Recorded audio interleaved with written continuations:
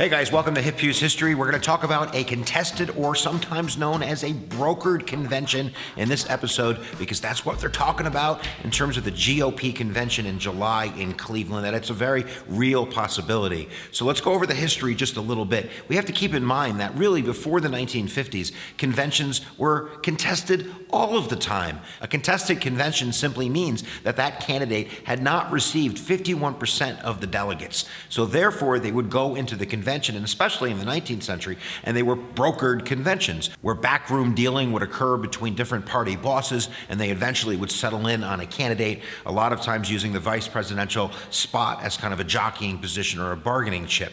So that really hasn't happened in a long time. The last time that it happened for the Republicans was Governor Thomas Dewey from New York in 1948, who was elected on the third ballot, and for the Democrats it occurred with Adlai Stevenson in 1952. Both of those candidates lost. And certainly with the advent of TV, with the 1952 convention being televised, they really have become ballerina shows ever since. The Republicans did have a contested election in 1976. Gerald Ford took that nomination from Ronald Reagan, but that was on the first ballot. So this really hasn't occurred in a long time, and those old party bosses really don't exist anymore. The primaries and the caucuses have become the de facto political bosses. The people are the bosses. So what would have to happen this year? Well, first, Donald Trump, who has won every state except for the Iowa caucuses, would need to get 1,237 delegates, which is a little bit more than half of the 2,472 delegates that are up for grabs. So if he wasn't able to get to that magic number, and keep in mind,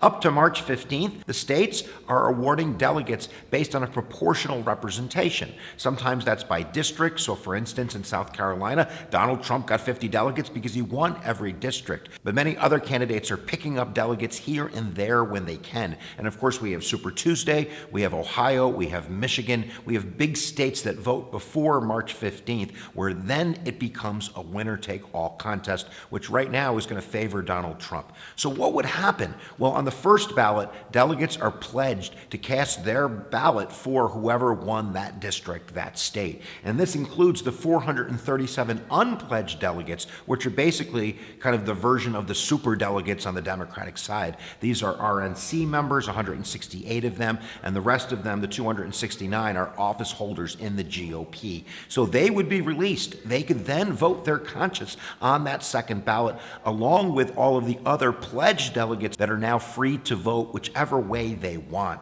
So what are the positives of a brokered convention? I really can't think of one, because today everyone's going to be watching this unfold on TV, and you have the very real possibility that if the GOP insiders are able to steal this away from Donald Trump and he runs a third-party bid, that will fracture the GOP, not unlike 1912 when Teddy Roosevelt came back and did it to Howard Taft, giving the win to Woodrow Wilson. So Hillary Clinton might have a lot to gain from a contested and a brokered convention occurring on that floor in Cleveland in July at the Republican National Convention. So how many ballots is it going to take for someone to take it this year? I don't know. The record, 102. How about that? In 1924, John Davis took the Democratic nomination on the 102nd ballot. Could you imagine the cray-cray that would be on the CNNs? All right, guys, we hope you learned a little bit about the brokered convention idea. What do you guys think? Do you think Trump is going to take it? Is the party going to unify around him? Is there going to be a social conservative third-party run? Do you think that maybe if he doesn't get the nomination, the GOP is going to steal it from him? There's so much to talk about. Leave it down in the comments below and giddy up for the learning. Okay, guys, where attention goes, energy flows. We'll see you guys next time that you press your buttons.